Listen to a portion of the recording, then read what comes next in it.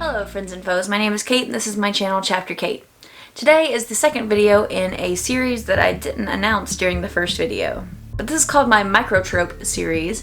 Basically this is where we take a really specific, very unique, random little trope that I enjoy and we dive deep into what it is, why it is. We talk about a couple of books that utilize this trope and I discuss how the different books use it differently, how it presents itself, which ones I like better sometimes. Yeah. So that's what we're going to be doing today. The last video was called Bads with Pizzazz, and that's when I talked about a lot of different books that had really charismatic villains, and that was that video. This video is going to be talking about personification, or when a character embodies a certain idea. I found this is something I really enjoyed, so I decided to kind of collect a couple of books that involve it or use that, and I'm going to talk about those. So the first one I'm going to talk about is American Gods by Neil Gaiman. The thing about this book is that there are actual characters based on gods and things in mythologies, different mythologies, and so those are already kind of pre-made, but they're packaged into a different form. So they're packaged into this limited human-like form, rather than their sort of expansive original forms, depending on what mythology they're from. However, there are also new gods in this, and these are gods of things that we kind of worship today. For example, there's a character called Media who basically encompasses what media is, and there's another one that encompasses like technology and things like that. And so what's really interesting is how those people are portrayed. What character traits does Neil Gaiman use to kind of show that this character is supposed to represent a certain thing? The whole point of American Gods by Neil Gaiman is that there are new gods and old gods, and they are sort of in a war with each other. There are also sort of like forgotten gods that no one talks about because they've been forgotten, and the old gods are actually scared of ending up like that. For example, if you think about the leprechaun, what we kind of envision as a leprechaun is this little tiny little dude who's silly, and you catch him and he gives you a wish or some gold or something, or breakfast cereal, I don't know. But what happened is that he was originally a different god who was really huge and a sun god and all this other stuff going on, and so even the book addresses that. But basically the old gods are scared of getting forgotten and the new gods are trying to take over. But I want to talk a little bit about how that's done. This is something that happens very early on in the book, so I don't really consider it to be a spoiler. So basically the main character meets this man and the man's like, "You can call me Mr. Wednesday. It is my day after all." And I was like, are you Odin? Because if you think of the days of the week, Wednesday was actually named after Odin. It was Odin's day, and it turned into Wednesday, just like Thursday was named after Thor. Friday was named after Frigga, right?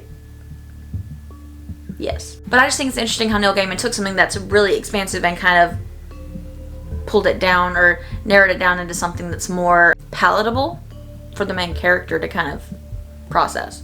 But where I really see that personification, where I really see that embodiment of an idea is in the new gods, because they're not based on these old mythologies, they're based on the here and now. One of them, technology, I find him so interesting because he's so similar to technology itself. Because technology is so impatient and it's always trying to get something new, it's always trying to get something more. If you think about technology, it's completely changing. What was a phone when I was little is completely different from what a phone is now. I remember when my little flip phone had a front-facing camera and it was like a black and white sort of pixelated image to show me what, like, where my face is in the picture, and now we have basically a computer in our pocket. So technology is consistently changing, it's consistently trying to reach higher, get more, do more, and so the character that is technology is the same way. He's impatient, he's always, trying to get more, he's never satisfied with anything, which kind of makes him an asshole. And then there's also Media, who is very in the know all the time, very nosy, which makes sense because media knows all of our business. And I just think it's done really well. But this book is also not the only time that Neil Gaiman has done this. I also wanted to talk about the Sandman series by Neil Gaiman. So in the Sandman universe, there are these beings called the Endless, and these are 7 beings that all represent a different idea. And they are essentially the embodiment of that idea. And they each start with a D, which makes things very fun. So the main character is Dream, which makes sense because it's the Sandman universe. And he's known by like a bunch of different names, but he is Dream, he is Sleep, he is basically what happens after you go to sleep. And what I like about him is that even though dreams are like really wild, he's very reserved and quiet. And so I think that that's very interesting. He kind of goes with an unexpected route in the Sandman universe with these characters. Not all of them. Some of them are more expected, but some of them are just kind of like, huh, okay. Death in here is like a total punk. She's like very peppy. She's all over the place. She's cool though. She's like that girl everybody wants to know, but in like an edgy way. I don't know. She's cool. And so that's something that happens that's completely unexpected, because you would expect Death to be more reserved and stuff, and she's not at all. Which also makes sense, because if you think about Death, Death is everywhere. It's loud, it's soft, it's very versatile. So it kind of makes sense with her character. There's Destiny, who's all about, you know, destiny and whatnot. He's more solemn and reserved, I guess, too, but he's very set in his ways. Like, this is how it's going to be because destiny and whatnot. Yeah. You have Destruction, who is basically like, I don't want this job anymore, I'm gonna go. And he doesn't look anything like you would really expect, but also he looks exactly how you would expect Destruction to be, because he's completely destroying what you think he was supposed to be. He's, instead of staying with their group, he's like, bye, which kind of destroys that whole, the wholeness of it. You have Despair. Despair is naked, which is... Despair's naked and gray, and she's kind of grody, like she like messes with like rats and things like that, and you would kind of expect this from Despair, because Despair's kind of like given up, and she kind of looks like she's sort of given up. Her hair's a mess, she's just kind of not hygienic, things like that, which honestly makes sense, because when people feel despair or depression, they kind of just give up on taking care of themselves. And so she's kind of done that. And then you have Desire. Desire is sort of a gender fluid character who doesn't only change their gender, but they also physically change their biological sex, like back and forth and in between and neither and both, which I find very interesting, because Desire is something that can take many forms. And also Desire is very confident and very focused on what they want, which makes sense, because when you want something and you desire something, you know what you want. And then the last one's my favorite. Her name is Delirium. She used to be Delight, but something happened and she changed into Delirium. And so she's very all over the place. She's kind of like Euphoria a little bit, but sometimes not. She's very disorganized and tangential and colorful and all over the place. And she's another one whose outward appearance changes often. And that's because Delirium is very disorienting. But I really do think it's cool, because he mixes in some things that are very expected for a character and some things that are very unexpected when it comes to what a character might look like or act like.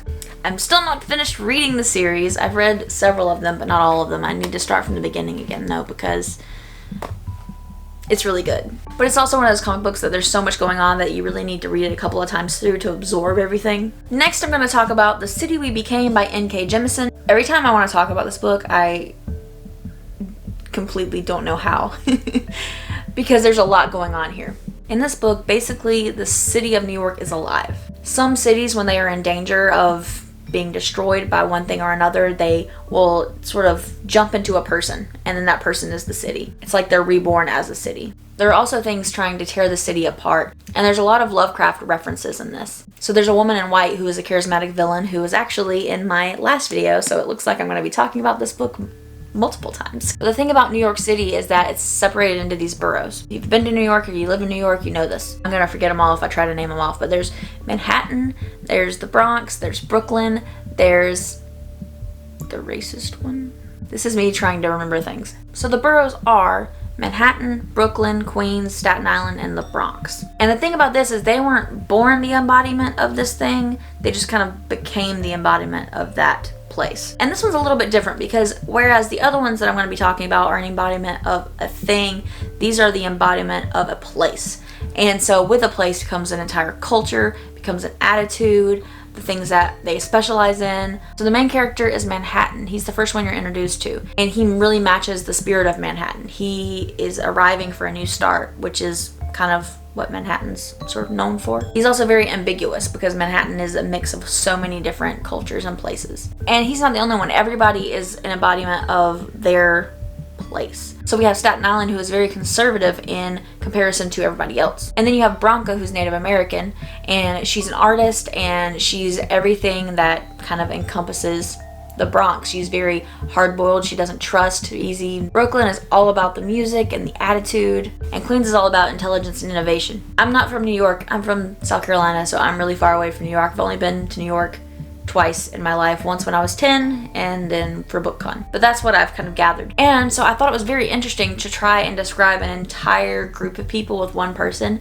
because an entire group of people comes with a lot of different things, different ages, different skin colors, different races, ethnicities, different genders, different preferences. So I thought it was really cool how she made it where the person wasn't that entire borough, but was part of that borough, and that borough was part of that person.